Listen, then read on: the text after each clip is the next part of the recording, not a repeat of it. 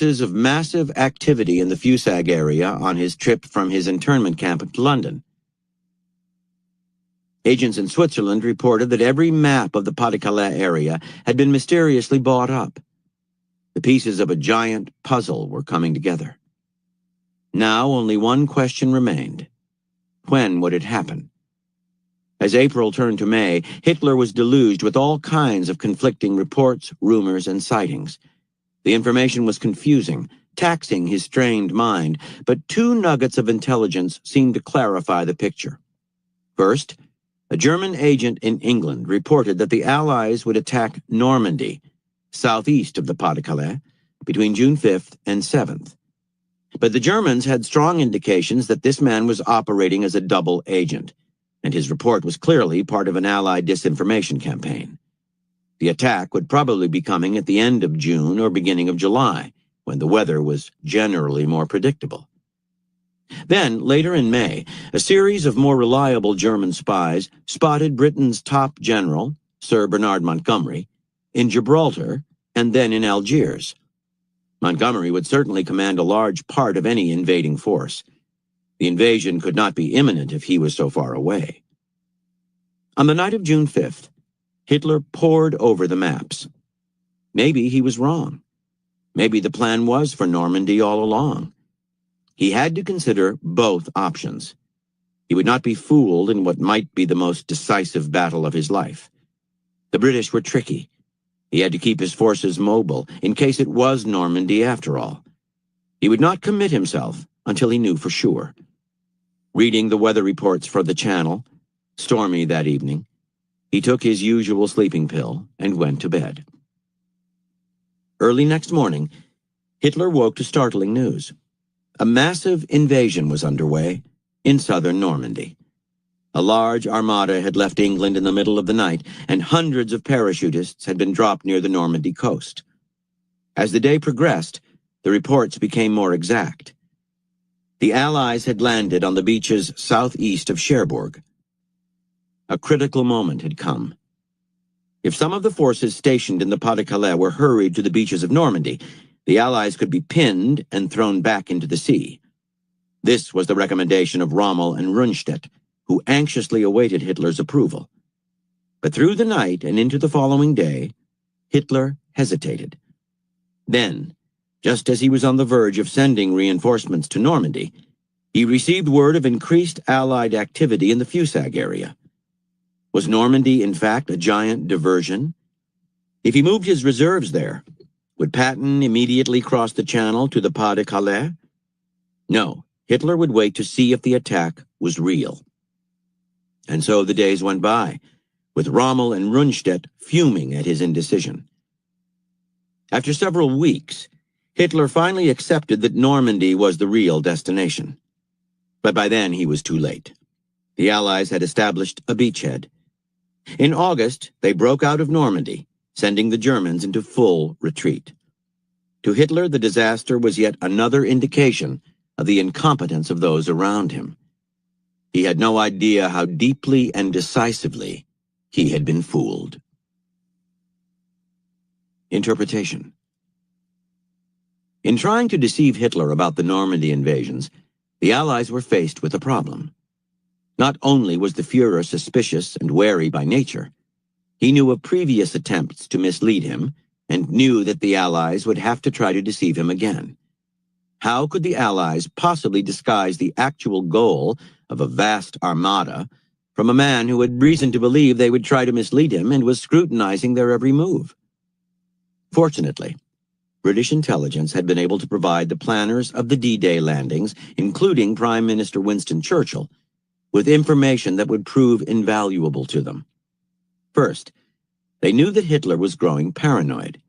He was isolated and overworked, his imagination overheated. He was prone to emotional outbursts, and he was suspicious of everyone and everything. Second, they knew of his belief that the Allies would try to invade the Balkans before France, and that the landing site in France would be in the Pas-de-Calais.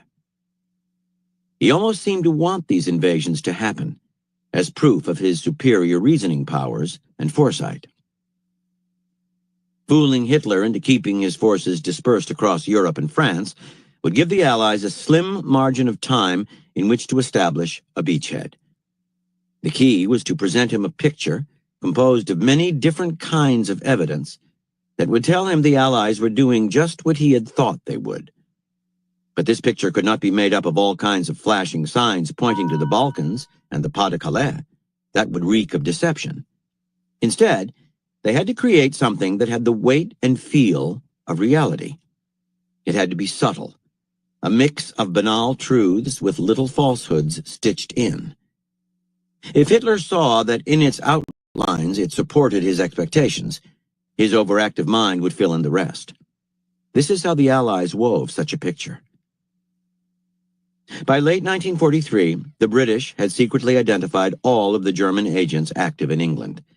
The next step was to turn them into unwitting double agents by feeding them false information about Allied plans for an attack on the Balkans and Norway, say, and the massing of a fictional army, commanded by Patton, the American general Hitler so feared, opposite the Pas-de-Calais. This army, FUSAG, existed only in piles of phony paperwork and wireless transmissions that mimicked a normal army.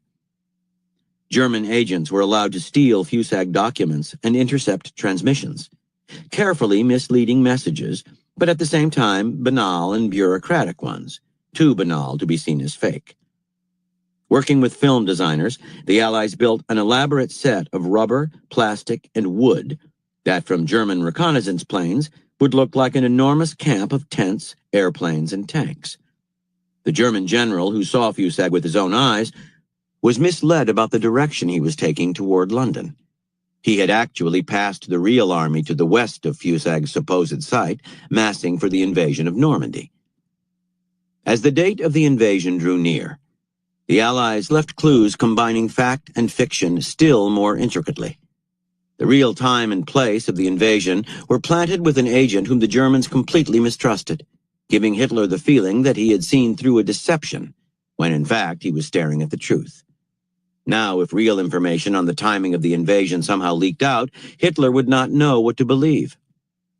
The Allies knew that reports on the buying up of Pas-de-Calais maps in Switzerland would reach Hitler, and this would have its own realistic logic. As for the Montgomery sightings in Gibraltar, little did the German agents know they were seeing a look-alike, a man trained to act like the general. In the end, the picture the Allies painted was so real to Hitler that well into July he believed in it, long after D-Day had actually happened. Through such subtle deceptions, they had compelled him to keep his forces dispersed, perhaps the decisive factor in the success of the invasion. In a competitive world, deception is a vital weapon that can give you a constant advantage. You can use it to distract your opponents, send them on goose chases, waste valuable time and resources in defending attacks that never come. But more than likely, your concept of deception is wrong. It does not entail elaborate illusions or all sorts of showy distractions. People are too sophisticated to fall for such things. Deception should mirror reality. It can be elaborate, as the British deception around D-Day was, but the effect should be of reality only subtly, slightly altered, not completely transformed. To mirror reality, you must understand its nature. Above all, reality is subjective. We filter events through our emotions and preconceptions, seeing what we want to see. Your false mirror must conform to people's desires and expectations, lulling them to sleep. If the Allies had wanted to attack the Pas-de-Calais, as Hitler suspected, and tried to convince Hitler the attack was coming to Normandy, that would have been a great deal harder than playing on his pre-existing belief. Your false mirror must incorporate things that are visibly true. It must seem somewhat banal, like life itself. It can have contradictory elements, as the D-Day deception did. Reality is often contradictory. In the end, like an Escher painting, you must blend truth and illusion to the point where they become indistinguishable, and your false mirror is taken for reality. By Julius Caesar. What we wish, we readily believe, And what we ourselves think, we imagine others think also. Keys to warfare. In the early history of warfare, military leaders were faced with the following predicament.